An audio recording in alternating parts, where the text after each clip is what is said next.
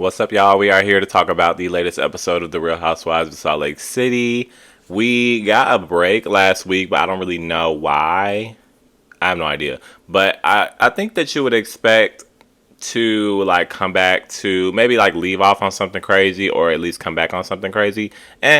On both ends of that, but we got a break and we're back. We start off the episode with Whitney and Justin. We haven't really gotten a lot more of that yet. Like last time that we really got much on that was when they went to that double date with Angie and her husband, and they were talking about their communication and getting better with that or whatever. So we get this scene with them at the house, and their communication is weird. I don't know. I mean, I know that we had that whole thing about the wedding ring thing, but I feel like I kind of missed some of that. I don't know. I'm a little bit confused. I'm kind of all over the place. What I'm trying to say is the break kind of took me out. They first start talking about Whitney reaching out to Mary and asking Mary, does she want to go, meet up or whatever and have a conversation.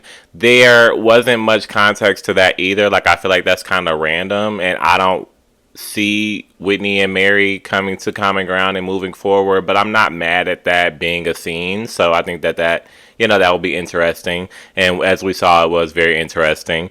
And then they move on to talk a little bit more just to kind of show their weirdness in communication, I guess. They're talking about their daughter's upcoming party and the fact that there was a miscommunication as to the date of the party. And then she asks him, has he done therapy? And he proceeds to text the therapist in that moment. So, I mean, I don't know. Okay, all right. I don't know. It gave me something. It was a weird scene for me. I don't know, and I'm kind of struggling to say it because I'm maybe it's just me, but I just don't know. I just kind of felt like I didn't know what I was supposed to gain out of that scene, except for knowing that she was going to meet with Mary and then seeing their weird communication. So I'm interested to see more from that. Maybe that's just a starter kit to what is to come. So I'll just leave it at that. A weird link up to me is Heather and Monica linking up to do this snowmobile thing. This is just one day after Angie's party where, Monica had the big blow up with her mom and with Angie and all that crazy stuff happened. I think it's interesting that it's the day after. That's one. And then two, I think it's interesting that she's meeting with Heather. That's two. And then three, I think it's interesting because as we've seen on socials, we didn't see it on the show, but we saw on socials that Monica was posting that she fell down Angie's stairs and hurt herself or bruised herself or something. But the very next day she was doing these snowmobile things with Heather. So that's that. I thought it was interesting that Heather was meeting with her kind of premised off of a shared experience of having a weird or tumultuous relationship with their mothers. So I guess that's a weird connection to me, but we're watching a TV show, so fine. Heather's story was almost I'm really watching to, I've been saying, I'm waiting to really get the tea on Monica's relationship with her mom, what has really occurred here. But Heather talks a little bit about her relationship with her mom, and I don't know if she's ever done that before. And I feel like what she was saying was, maybe I wasn't listening hard enough, but what she was saying was her transition out of the church is really kind of what drove that wedge between her and her mom, whereas Monica's thing with her mom is still not super clear to me, but we'll get into that a little bit more. So, I mean, I don't, there's a small common thread, I guess, neither one of us are cool with our mom, but in terms of the, context and where that comes from, there's not really much of a connection. So it was a weak connection for me, but interesting conversation at the least. I did get a little bit more context here from Monica. I'm not going to act like I didn't, but I'm gonna be honest, the story really just still doesn't connect for me. I'm gonna be honest, it does kind of seem like it's kind of all over the place, and that doesn't mean it's Monica's fault. Maybe she did sit down and actually explain it in great detail while they were filming, and a full I would like to know the full story, dates, times, everything, like what happened, like, what is going on here, and I don't feel like I'm getting that. So maybe it was edited weird and she's done that, or maybe the story is just a little bit sporadic, like I just don't know. But I feel like I'm still being forced to read between lines. But the information we did get is that, her mom and her dad essentially left her at some point. Her dad left when she was 4, and it's not really clear what type of contact they've had, but she did say previously that she saw him last in her teens or something like that, or her last recognition of him was in her teens and he was living somewhere else with a gay partner or something like that. Story is also just not clear to me. And then her mom left when she was 12, but it's not clear for how long, and her mom went off to do a job and she was left with like friends of a family in Pennsylvania. So, okay. I just don't really have anything to go off of that, so I'm still looking. We move on to this party that Lisa is having for Jack. Basically, they're meeting up at home, and it's Jack and John and Lisa. I actually really enjoyed seeing John talk a lot in this, and it was interesting hearing that he had done a mission when he was younger, and he was saying, if he hadn't done that mission, he wouldn't have met Lisa because, through doing the mission in whatever way, he met Lisa's sister, and that's how he connected with Lisa. So that was an interesting tidbit to get. Like, that's the type of information that I really like, because that gives a different perspective of, the whole mission thing, and, how Heather felt like, well, Lisa should have reached out to me about it because I did a mission, but his dad, Jack's dad did a mission, so he doesn't really need to look outwardly from there. And then there's like a family connection because that's how he met Lisa. So I think that that's fun. It's also interesting to hear that, because obviously there's so many kikis and cackles on the internet. I feel like it's just people that don't really care for Lisa, but saying that it seems like Jack has a weird relationship with Lisa. I don't really like to put stuff out there like that, not only because I like Lisa, but just because that's her child. So I think that that's just kind of a weird thing to say. But it's also interesting to hear that, he didn't tell his dad either, but he told his dad 2 weeks before he told Lisa. And that's interesting for the same reason, because his dad also did a mission. So there obviously was something there for Jack that he just really didn't want to share this information with his parents. He's not a housewife, so I don't expect for us to really get much information about it, but it is interesting. And there's not really much I have to go off of to read between the lines with, except for the fact that he's a teenage boy, as I always also have been, and I think it's maybe just like an independence thing, like you just want to make your own decisions and not necessarily be heckled by your parents about it, maybe. And in the last season, or whatever season that was, we did see some talks with Lisa and John, and with Jack trying to figure out what did Jack want to do, and Jack was clear he didn't want to go to college. So maybe this was him, just making his own decisions and making his own moves. So that was interesting to see. I did really see John, enjoy seeing John do his confessional and get emotional and say how he was, proud of Jack. And obviously they don't have, from what we see on the show, they don't have the most conventional Mormon following, I guess, like obviously because of the tequila thing and stuff like that. But it is interesting, and it's nice to see that John is still, he cares about his religion, and he's happy that his son has made this independent choice to do the mission. So, that's nice to see. It's always nice to see parents be emotional and be proud of their kids. I also like that I don't really know the rules around missions, but I like that they were clear with him and said, hey, you're going to go do it. But, in the event that you don't like it and you don't care for it, you can come home. So, that was good television for me. We move on to a link up with Heather and Meredith and Monica and Whitney. Also very random. I don't really feel like I got the context as to why this was happening, but they're going skiing, and I was kind of just waiting. Those scenes where they do a group activity, but they're gonna sit down and do a cackle. So I was watching the group activity, but I'm like, I don't know why this is happening, so I'll just wait for them to chat and see what comes out. And when they sit down and they're chatting, they're talking more about Monica's issues with her mom, and I guess kind of the blowback after her thing at Angie's house with her mom. And she's telling them how, after her divorce, which I was like, I just feel sometimes I've already talked about this a lot, but I just feel some type of way every time she talks about how she has to be independent now after her divorce when she's the cause of the divorce. Like I just don't want to hear that. But whatever, she's saying that after the divorce, she has to now pay for everything by herself, but she says, she got a new car, but the car is in her mom's name. So, without any context, maybe, whatever, that just tells me maybe her mom has better credit or whatever, or I don't know. I don't think that that's a huge deal. We all need help, so whatever. And then, but she's saying that her mom took the car away. For me,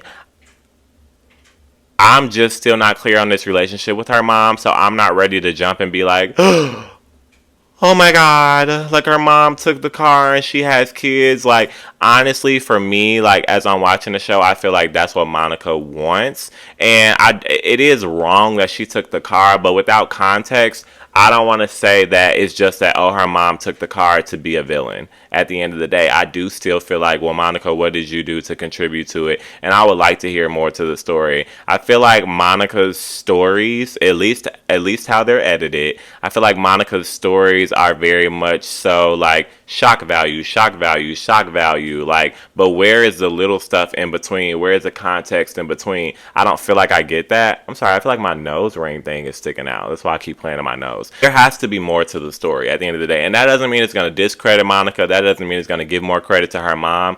I just don't want to hear stories where it's like, well, this is what so-and-so did to me. Like, I feel like Monica, as edited, tells stories like, my mom did. Yeah, my mom ran over me with a car. Yeah, yeah. Like, my mom, like, literally kidnapped my dog. Yeah, she did. Yeah. And it's just like, what else is happening? You know what I'm saying? So I just want more context. That's all. It was also interesting to hear because I guess who was it that hadn't Meredith didn't meet her mom because Meredith wasn't at the event, and Heather was saying, well, she was such a nice lady. You know what I'm saying? So that was something. I wonder how Heather felt about the altercation. But then Monica, another shock value thing. She's like, yeah, but think about who she say.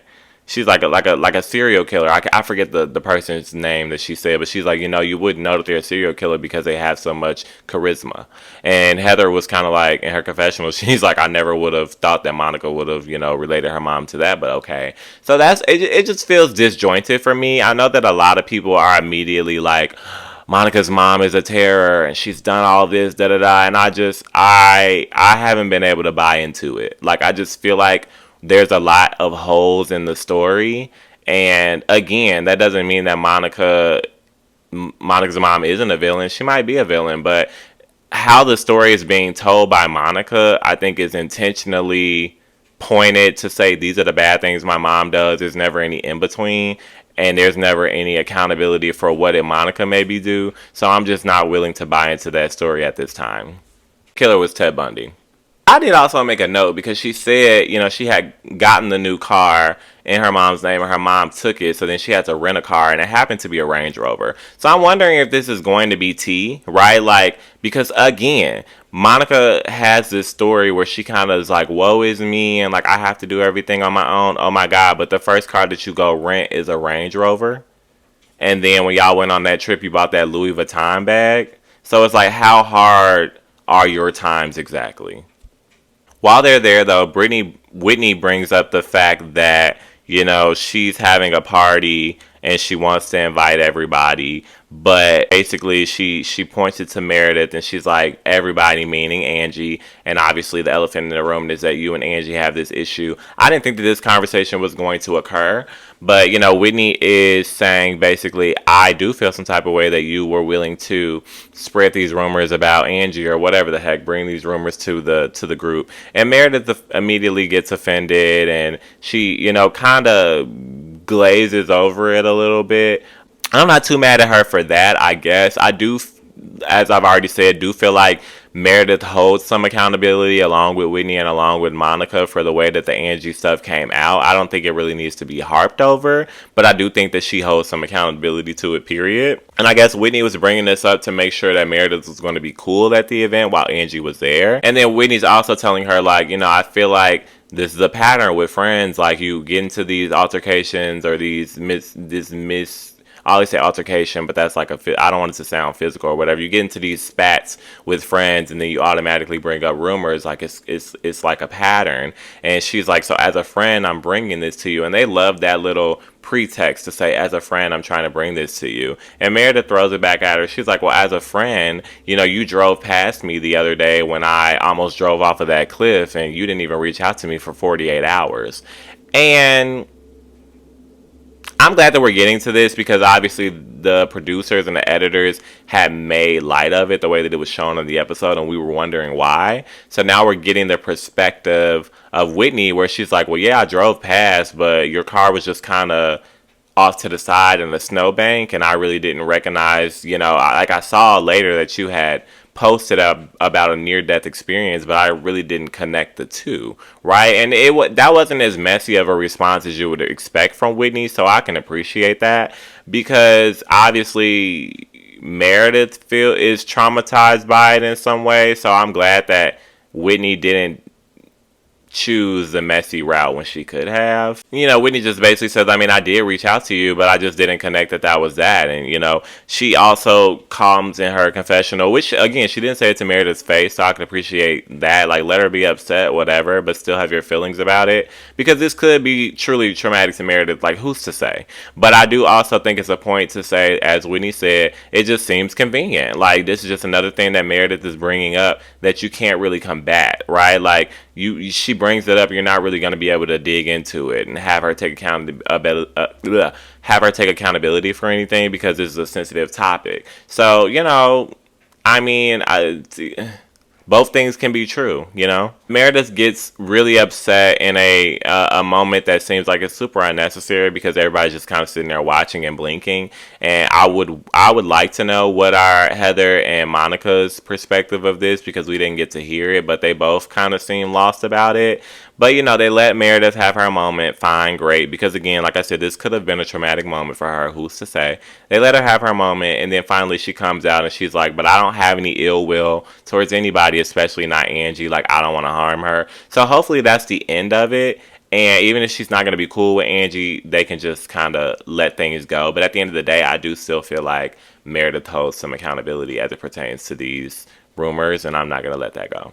This scene is another one that I just don't really know what we were supposed to take from it, because it felt random to me. But we heard a little bit at the beginning of the season where Angie was saying, she and her husband don't have much time together. And now we're at a scene at her house and her dad's there, and they're talking about it a little bit more. And her dad doesn't seem too, like, friendly as it pertains to Sean, her husband. That's the vibe that I was getting. And even when Angie was like, she kind of felt like she was probing for, like, marriage advice. Like, well, how do you do it? And, like, what is your advice for a successful marriage? And her dad said something that felt completely out of context. And he's like, well, let him know who's boss. Like, let Sean know who's boss. And Angie didn't seem to push back on that. She's like, well, it's hard. So I'm like, what does that exactly mean?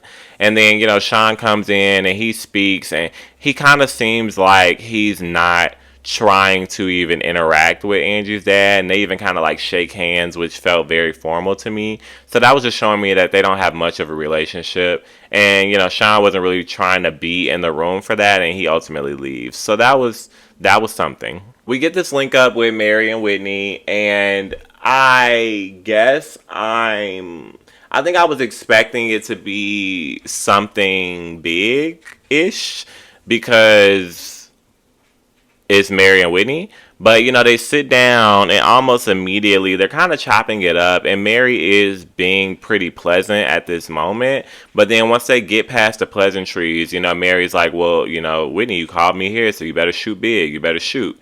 And, they immediately start talking. The thing is that it doesn't seem like Whitney has a problem with owning that she shouldn't have called Mary a predator, like Mary her husband, because that's Mary's big thing. But Whitney also feels like Mary needs to take accountability for, like, the mean text messages that Mary has sent. And we've seen across the board that Mary has sent mean texts to a lot of the ladies. They even talked about it at the reunions. So, Whitney is saying, yes, I called you a predator, but, like, you've also called me names when texting me. Like, we have to fill in the full story here. And Mary is just upset. And, she's audibly saying, like, you're not going to tell me how I should act. But that's weird to me because you always want to tell Whitney how to act. So I just don't understand. Like, I can't side with Mary on that because I just don't understand the lack of accountability and thinking that you should be able to assert your opinion about people in the way that they act, but they can't do the same to you. Like, there's definitely not, Mary is definitely not somebody that's without flaws. You know what I'm saying? Especially as it pertains to social cues and how she interacts with the other ladies. So that's interesting to me that she got so upset. And she's also like calling her names, and I don't even think that Mary does it to be cute. Like, I think that that's really her thing, like calling her little girl and calling her a bobblehead. Just like Whitney said, like, it did feel gross, like, because Whitney's not even on that level of turned up, and Mary is just so disgusted and doing too much, and I just didn't think it called for that. Like, so it did feel gross the way that Mary was leaving, and I was about to say I would hope that Mary would do some self-reflection and realize that that's not the way to handle it, but my hopes would never be that high. We finally get to Lisa's party for Jack, and there's just like a big reveal, I guess, because they didn't know where he was going on his mission. Like, they get a letter to let them know, and he's going to Colombia. And Lisa gets very emotional about that. I guess she didn't really fully understand it, I guess, and she was saying, like, I thought he was gonna get like a Europe or like a New York, but like Colombia is crazy. So, like, that's that. And it was also interesting that she asked the room, like, well, who knew that Jack was going on the mission before us, and pretty much the whole room answered. But again, it was his friends versus his parents, so I don't really see it as a big deal. Like, he's a teenage boy. This scene here with Monica and her mom, they're at dinner. I just wish it was long enough, but I wish that it had been edited differently. Like, I guess I would have to assume that the conversation wasn't very fruitful because of the way that it was edited and chopped and screwed. But I just wish that it had tied together a little bit more. But Monica shows up and her mom's already crying, which felt fake to me, I will say. Like, it didn't feel like it was a genuine cry at all, because it was weird. Like, I didn't have the context. And it also felt like there was one moment where the camera cut back to her and she like jumped back down. She's like covering her face trying to cry. So that was very weird to me. She also gives this story about, like, I guess she was watching a movie. Maybe this is why she was upset. I don't know why she brought this up. But she was watching a movie about a mother and a daughter who had a bad relationship, and before the relationship could be mended, the mother passed away. Whatever. We've all seen a movie like that. So I don't really know why she brought that up either. And, Monica's just like, well, girl, you want me to feel bad for you crying, but you didn't feel bad for me at Angie's. And at this point, they both had lost me, because I'm just like, well, Monica, you're right. Like, you shouldn't feel bad for your mom at this moment, because this does feel like a fake cry. But also, nobody should have felt bad for you at Angie's because you were making of yourself. So I just think that, let's just finish the conversation before I say what I want to say. But Monica goes further into her thing of like, I'm upset because you took the other side at the party and you apologized on my behalf. For me, that's a very adolescent way to feel. I think if Monica was being mature and stepping outside of the situation, sure, you have your issues with your mom, but step outside of the situation with your mom and be an adult and realize that you were making an ass of yourself at that party, and your mom should have been, or somebody, you don't have a relationship with your mom, then fine, but somebody should have been telling you that you shouldn't have been acting like that at the end of the day. I think the issue is not the message, it's the messenger. So you don't want your mom telling you that, then fine, but let's be clear about that. But like, you're not right for what you did at Angie's house. Something gets Monica's mom to the point where she says, we have issues, but we need to be willing to be vulnerable with each other.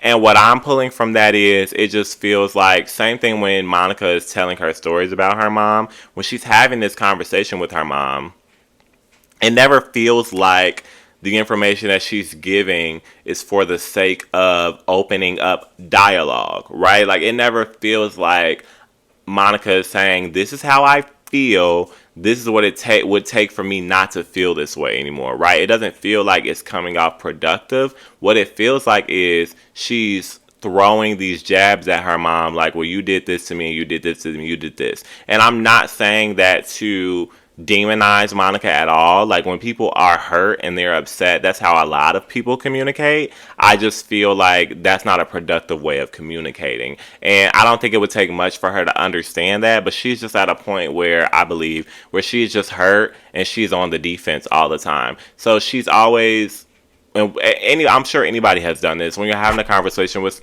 I hit the mic. When you're having a conversation with somebody, instead of saying, you hurt me, you're saying you did this, and it's kind of giving like, and you want them to take ownership, but it's very hard, I believe, for the person on the other hand, because then now you're already on the defense and you're wanting to jump at them, and you're putting them on the defense, and they're going to want to jump back. So there's nothing productive that's going to come from that conversation.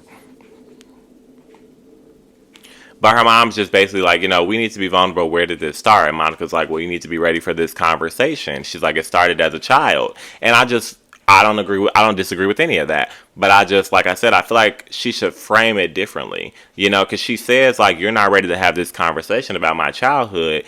And I don't think it's that. I just feel like if it was framed differently and it didn't come off so like, then they could have a more productive conversation about it. And Monica could just say, this was my experience. You know what I'm saying? Whether her mom disagrees or not, because they're going to have different perspectives, which they clearly do. But just say, this is my experience, this hurt me. And I think that her mom would be way more open to receiving it. But she explains the whole thing where she felt abandoned when her mom went to New York when she was 12, and so she felt the same type of abandonment when she was at Angie's house, which I think is fair. But her mom is saying, well, I had to start my new job, and that's what I mean when I say I want more context, because again, we don't even know how long her mom was gone. And when it's isolated, when you hear Angie say, my mom left me to go to New York when I was 12, she left me with family friends, and she was in New York and I was in Philly or Pennsylvania. It's like, oh, okay, that's weird. But then when you hear her mom say, well, I had to go to work, then I start to think, well, New York to Philadelphia is like a 2-hour train ride. You know what I'm saying? And her mom is saying like, well, I wasn't prepared for New York and I couldn't afford it, so I couldn't take you with me, and I left you with someone. And so that makes a little bit more sense to me as well. That doesn't mean that Monica can't feel abandoned, like, damn, my mom still left me. But at the end of the day, it's not the same as, and I'm not saying Monica said this, but it's not the same as, oh, my mom just up and left and never came back. It's just that my mom left me with family and friends and went to New York 2 hours away, around 2 hours away, and I'm in Philadelphia or Pennsylvania. So I think it depends on where she was in Pennsylvania, but at the end of the day, Pennsylvania is not super far from New York. But I just need that context to know what is what. And again, it doesn't make one more right or one more wrong. I just feel like Monica, she's hurt, so I feel like she makes these things more poignant and bigger from a hurt standpoint. I hate to say that because I don't want to diminish what she like that. Those are her feelings, but I think that she will be more open to her mom's perspective if it wasn't just like, you did this, you did this, you did this. So I hope that makes sense. At the same time, Monica's mom needs to be open to realizing that Monica was a child. So obviously she's hurt by that, but Monica's not a child anymore. So I think that's where her mom is, because she's, she says stuff like, well, you need to get over it, because I think that she's looking at it as like, you're not a child anymore, so you should understand what was going on. But it's different. Like she's carrying childhood hurt, and she's acknowledged that. So she's still dealing with it like a child, and a lot of people do that. Then Monica also brings up, I guess her mom had issues with her mom when she was younger, and so she feels like there's resentment all around, right? Like there are just like generations of resentment from grandma to mom to Monica. And then, there's a point where Monica's mom calls her Monica Darnell, I guess, which was weird because like Angie and Lisa were tweeting about Monica's real name, so maybe there's tea there. And then also Monica brings up the fact that her mom kissed a guy while she was in the back seat of the car before. So, it just feels like they're throwing shots at each other out of hurt, and they're trying to bring up these things that just aren't. Again, it's not my experience, so I can't really say that they're not a big deal, but I just don't believe that they think that they're that big of a deal, right? I think that there are things that have hurt them and that have bothered them, but I think that there are things these are things that they can easily get over and get past if they were able to have a productive conversation, as opposed to sitting here and just throwing it in each other's face. Like, I don't know that I believe that Monica's mom sitting in a car kissing a guy while Monica was in the backseat really affected her like that. I just think it was a shot to throw. row. And then I don't know why Monica's mom will bring up the fact that Monica changes her name all the time, but for it to hurt Monica. You know what I'm saying? So they're both doing the same thing. And that's why in the next preview that we get for next episode, where Lisa's like, well, Monica could have been abused, but just because you're abused doesn't mean that you're not also an abuser. I feel like Monica and her mom have a tumultuous relationship because they are abusive to each other. But at the end of the day, it ends off with the only thing that I could really agree with in this conversation was Monica's mom saying that they're lost and they need therapy. And I would totally agree. Like, I just think that I'm sure they both have valid perspectives. And I think that Monica has a reason to be hurt. And I think that her mom is obviously hurt. And I think that they do things to hurt each other because hurt people hurt people. And I would have to agree with Lisa saying that, I think that they're both abusive to each other in this relationship. Not one is more right than the other. I don't know that that's how we should approach it. I don't think that's how they should approach it. But it seems like that's how they're approaching it. And so that's why they need a therapist, like a mediator, to come and get the perspectives. And you don't get these perspectives for the sake of agreeing with each other or saying, well, you're right and I'm wrong. It's just, this is where I am. This is where you are. How can we meet in the middle, put these things on the table and move forward? And I think that's what they're going to need. So, this episode was kind of all over the place for me. But, the information was there, I guess, and we'll just see how it plays out next time.